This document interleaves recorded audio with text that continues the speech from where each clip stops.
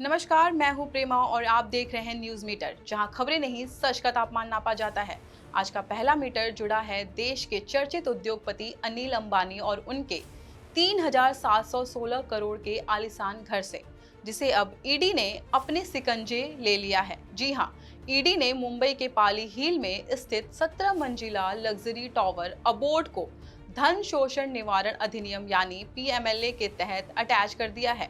Abode कोई साधारण घर नहीं, 66 मीटर ऊंचा 17 मंजिला निजी टावर है। Helipad, gym, swimming pool, multi level parking और निजी मंदिर तक की सुविधा वाला घर।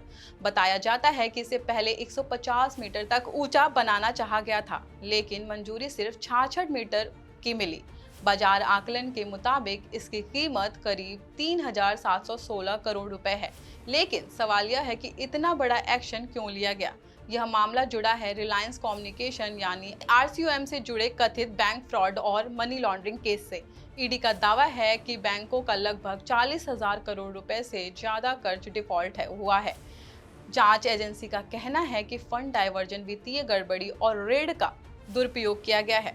सूत्रों के मुताबिक अब तक अनिल अंबानी समूह से जुड़ी करीब 15,700 करोड़ रुपए से अधिक की संपत्तियां अटैच की जा चुकी हैं।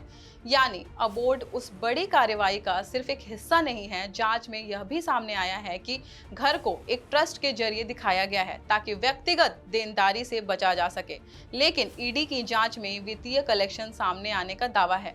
अब यह मामला सिर्फ एक घर का नहीं बल्कि अरबों के बैंकिंग सिस्टम से जुड़े विवाद का है। ध्यान रहे, यह प्रोविजनल अटैचमेंट है। अभी अदालत ने किसी को दोषी नहीं ठहराया है। जांच जारी है, लेकिन सवाल बड़ा है, क्या यह सिर्फ कारोबारी असफलता थी या फिर बैंकिंग सिस्टम के साथ बड़ा खेल। अनिल अंबानी को ईडी के सामने पूछताछ के लिए बुलाया गया है। कानूनी लड़ाई अब तेज होने वाली है। बाजार में हलचल है कि राजनीतिक हलकों में चर्चा है और देश देख रहा है कि क्या अबोर्ड अब भी रहेगा निजी निवास या बन जाएगा जांच एजेंसियों की फाइल का हिस्सा। क्या आप क्या सोचते हैं? क्या यह कड़ा और जरूरी कदम है या कारोबारी जोखिम का मामला? आज का दूसरा मीटर जुड़ा है देश में एक ताजा बहस से। क्या 8वीं के बच्चों को न्यायपालिका भ्रष्टाचार पढ़ाया जाना चाहिए या ये देश की सबसे बड़ी अदालत की साख पर हमला है? देश में शिक्षा बनाम प्रतिष्ठा की जंग छिड़ गई है। यह मामला जुड़ा है नई एनसीईआरटी की कक्षा 8वीं की किताब में एक चैप्टर जोड़ने से, जिसका शीर्षक दिया गया न्यायपालिका में भ्रष्टाचार। इस अध्याय में बताया गया कि सुप्रीम कोर्ट में हजारों मामले लंबित हैं, हाई कोर्ट में लाखों केस पेंडिंग हैं, निचली अदालतों में करोड़ों मुकदमे अटके हैं। 2016 से 2025 के बीच जजों के खिलाफ हजारों शिकायतें दर्ज हुई हैं। रिपोर्ट्स के मुताबिक किताब में यह भी लिखा गया कि जजों की कमी एक बड़ी समस्या है। लंबित मामलों की वजह से न्याय में देरी होती है। शिकायतों की संख्या, पारदर्शिता की जरूरत दिखाई देती है। पूर्व सीजेआई डिवाइन चंद्रचूड़ का जुलाई 2024 का बयान भी जोड़ा गया है, जिसमें उन्होंने कहा था कि भ्रष्टाचार से जनता का भरोसा डिगता है, पारदर्शिता की कार्रवाई जरूरी है। यानी किताब में न्यायपालिका की चुनौतियां और शिकायतों का जिक्र था। लेकिन यहीं से विवाद शुरू हुआ। मामला पहुंचा सुप्रीम कोर्ट ऑफ इंडिया। मुख्य न्यायाधीश सूर्यकांत ने सुओ मोटो एक्शन लेते हुए सुनवाई के दौरान तीखी आपत्ति जताई। कोर्ट ने कहा कि यह संस्थान पर कैलकुलेटिव अटैक यानी सोचा समझा हमला है। अदालत का साफ संदेश था, हम किसी को भी संस्था को बदनाम करने की इजाजत नहीं देते हैं। कोर्ट ने यह भी संकेत दिया कि बच्चों के पाठ्यक्रम में ऐसी सामग्री न्यायपालिका के प्रति अविश्वास पैदा कर सकती है। कोर्ट की नाराजगी के बाद national council of education research and training यानी एनसीईआरटी ने विवादित अंश को हटाने का निर्णय लिया है। यानी जिस चैप्टर को जोड़ा गया था उसे अब वापस ले लिया गया है। लेकिन बड़ा सवाल, क्या बच्चों को संस्थागत समस्याओं के बारे में बताना गलत है या फिर ये संवेदनशील विषय उच्च कक्षाओं के लिए छोड़ जाना चाहिए? कुछ कानूनी विशेषज्ञों का कहना है कि लोकतंत्र में संस्थाओं पर चर्चा जरूरी है। वहीं कोर्ट का पक्ष साफ है, आलोचना और संस्थागत अवमानना में फर्क होता है। ये मामला सिर्फ एक किताब का नहीं है, ये बहस है। क्या शिक्षा व्यवस्था को पूरी पारदर्शिता दिखानी चाहिए या संस्थानों की गरिमा को प्राथमिकता देनी चाहिए? क्या 13-14 साल के छात्रों के लिए यह विषय उपयुक्त है? देश में इस पर तीखी बहस शुरू हो चुकी है। संभावना है कि सुप्रीम कोर्ट इस मामले पर आगे भी सुनवाई करे। फिलहाल एनसीईआरटी ने विवाद शांत करने की कोशिश की है, लेकिन सवाल अब भी जिंदा है। क्या सच दिखाना हमला है या सच को हटाना गलत संदेश? आपकी क्या राय है? क्या 8वीं के बच्चों को न्यायपालिका की चुनौतियों के बारे में पढ़ना चाहिए या ये उनकी उम्र से परे है? आज का तीसरा मीटर भी सुप्रीम कोर्ट से जुड़ा है। एक फिल्म का नाम, एक शब्द और एक देश की सबसे बड़ी अदालत की कठोर टिप्पणी। मामला है फिल्म के टाइटल घुसखोर पंडित का, जिस पर सुप्रीम कोर्ट ने जो कहा वो सिर्फ इस फिल्म के लिए नहीं बल्कि पूरे देश के लिए एक बड़ा संवैधानिक संदेश है। फिल्म घुसखोर पंडित के शीर्षक को चुनौती देते हुए याचिका दाखिल की गई थी। मामला था अतुल मिश्रा बनाम यूनियन ऑफ इंडिया। याचिकाकर्ता का कहना था कि फिल्म का नाम एक विशेष समुदाय को सामूहिक रूप से भ्रष्ट और अपमानित दिखाता है। सवाल था, क्या किसी जाति विशेष को इस तरह पेश करना संविधान के अनुरूप है? सुनवाई के दौरान अदालत ने कहा, भाषण हो, मीम हो, कार्टून हो, दृश्य कला हो या फिल्म, अगर किसी जाति, धर्म, भाषा या क्षेत्र विशेष के समुदाय को सामूहिक रूप से नीचा दिखाया जाता है तो यह असंवैधानिक है। कोर्ट ने स्पष्ट किया कि संविधान की मूल आत्मा है बंधुत्व, और बंधुत्व का अर्थ है एक दूसरे के प्रति सम्मान और गरिमा। अदालत ने डॉक्टर भीमराव अंबेडकर का उल्लेख करते हुए कहा कि संविधान केवल अधिकार नहीं देता है बल्कि सामाजिक सद्भाव और सम्मान की जिम्मेदारी भी देता है। हर नागरिक का कर्तव्य है कि वह समाज में भाईचारा बनाए रखे। लेकिन बड़ा सवाल, फिल्म पर रोक क्यों नहीं लगी है? यहाँ आता है एक महत्वपूर्ण पहल। सुप्रीम कोर्ट ने यह भी कहा कि अगर किसी फिल्म को central board of film certificate यानी CBFC से प्रमाणन मिल चुका है तो सिर्फ विरोध या हिंसा की धमकी के आधार पर उसे रोका नहीं जा सकता है। कोर्ट ने साफ कहा कि कानून व्यवस्था बनाए रखना राज्य का कर्तव्य है। धमकी के आगे झुकना अराजकता को बढ़ावा देना होगा। यानी कोर्ट ने संतुलन बनाते हुए कहा कि अभिव्यक्ति की स्वतंत्रता सुरक्षित है, लेकिन सामुदायिक अपमान स्वीकार नहीं। धमकी देकर फिल्म रुकवाना भी गलत है और किसी समुदाय को सामूहिक रूप से बदनाम करना भी असंवैधानिक है। कोर्ट ने दो टूक संदेश दिया, स्वतंत्रता और जिम्मेदारी साथ साथ चलेगी। इस फैसले के व्यापक असर होंगे। यह टिप्पणी सिर्फ एक फिल्म तक सीमित नहीं है। अब सवाल उठता है कि क्या राजनीतिक भाषणों में इस्तेमाल किए जाने वाली जातीय टिप्पणियां भी अब कानूनी चुनौतियों के घेरे में आएंगी? क्या सोशल मीडिया पर वायरल होने वाले मीम्स भी संवैधानिक कसौटी पर कसे जाएंगे?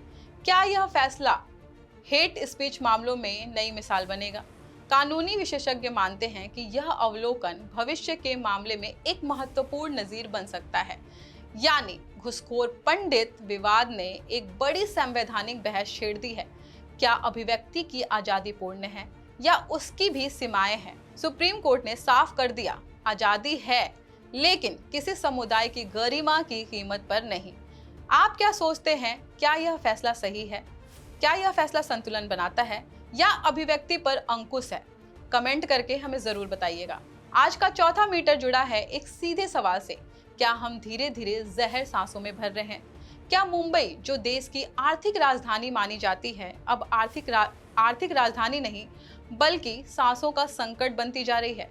विधानसभा में खुद महाराष्ट्र सरकार ने माना है कि मुंबई में बढ़ता प्रदूषण फेफड़ों के कैंसर के मामलों में महत्वपूर्ण योगदान दे रहा है। राज्यव्यापी कैंसर स्क्रीनिंग अभियान में 1600 से ज्यादा मरीज चिन्हित हुए हैं और उनमें से करीब 57% में से फेफड़ों का कैंसर पाया गया है। जी हाँ, 57%, यानी आधे से ज्यादा मरीज फेफड़ों की गंभीर बीमारी से जूझ रहे हैं। आखिर मुंबई की हवा में क्या है? PM 2.5, PM 10, ये वो अदृश्य कण हैं जो सीधे हमारी सांसों के रास्ते फेफड़ों की गहराई तक पहुंचते हैं।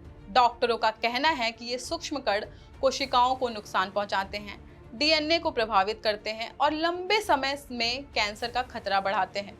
विश्व स्वास्थ्य संगठन ने बाहरी वायु प्रदूषण को ग्रुप ए कार्सिनोजन घोषित किया है, यानी कैंसर पैदा करने वाला कारक। लेकिन केंद्र सरकार पहले संसद में कह चुकी है कि देश स्तर पर प्रदूषण और कैंसर के बीच सीधा कारण परिणाम साबित करने वाला व्यापक राष्ट्रीय डेटा उपलब्ध नहीं है। यानी जोखिम है, मगर हर केस में प्रत्यक्ष कारण साबित करना जटिल है।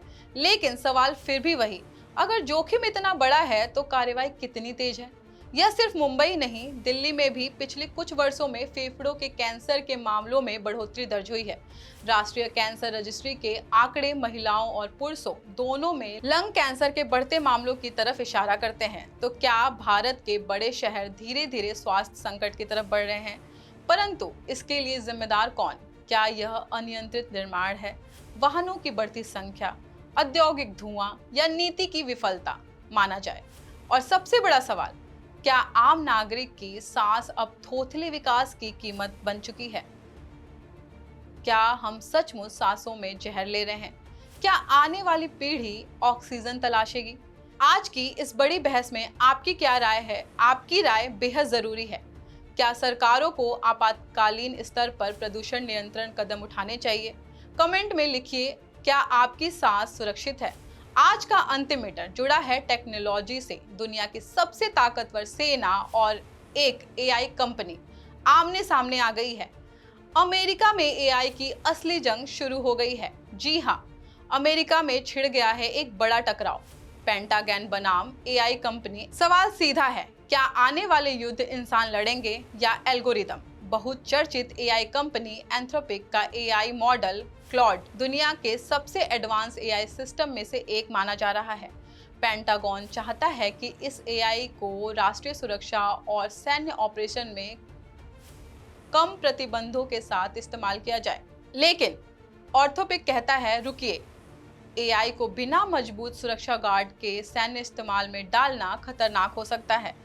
रिपोर्ट्स के अनुसार अमेरिकी रक्षा विभाग ने संकेत दिया है कि अगर कंपनी ने शर्तें नहीं मानी तो उसे सप्लाई चेन रिस्क घोषित किया जा सकता है। मतलब रक्षा ठेकेदारों जैसे बोइंग और लॉकहीड मार्टिन को कहा गया है कि वे अपनी निर्भरता का आकलन करें। सीधा संदेश, सरकार की नीति से नहीं चले तो रास्ता अलग हो सकता है। हालांकि अभी तक आधिकारिक ब्लैकलिस्टिंग नहीं हुई है, लेकिन दबाव साफ दिखाई दे रहा है।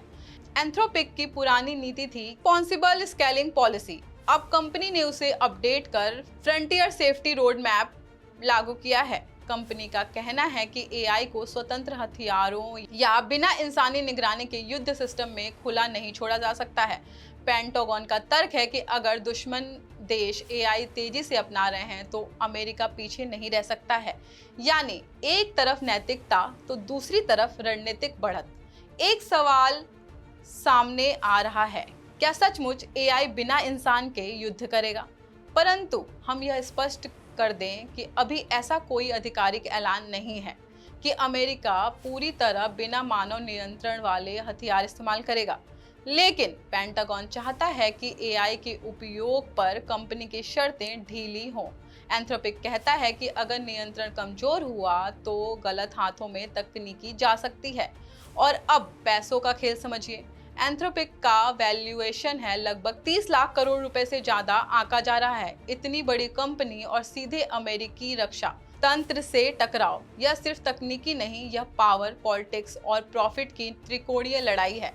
आखिर दुनिया क्यों देख रही है ये टकराव? वो इसलिए क्योंकि अगर अमेरिका में एआई पर नियंत्रण बनाम सैन्य उपयोग की यह लड़ाई एक मिसाल बनती है तो चीन, यूरोप और बाकी देश भी अपनी नीति तय करेंगे। आज सवाल सिर्फ अमेरिका का नहीं, पूरी दुनिया का है। अब बड़ा सवाल यह है कि क्या एआई को राष्ट्रीय सुरक्षा के नाम पर पूरी छूट दे देनी चाहिए या एआई को इंसानी मूल्यों की सीमा में ही रहना चाहिए? अगर सरकारें दबाव बनाएंगी तो क्या टेक कंपनियां झुकेंगी? और अगर नहीं झुकेंगी तो क्या ब्लैकलिस्ट अगला कदम होगा? दुनिया एक नए दौर में प्रवेश कर रही है जहां कोड कमांड से ज्यादा ताकतवर हो चुका है। आप क्या समझते हैं, एआई हथियार बनेगा या सहायक? हमें कमेंट में जरूर लिखिए। फिलहाल के लिए इतना ही। कल होगी फिर मुलाकात न्यूज़ मीटर में। देखते रहिए राष्ट्रवाणी।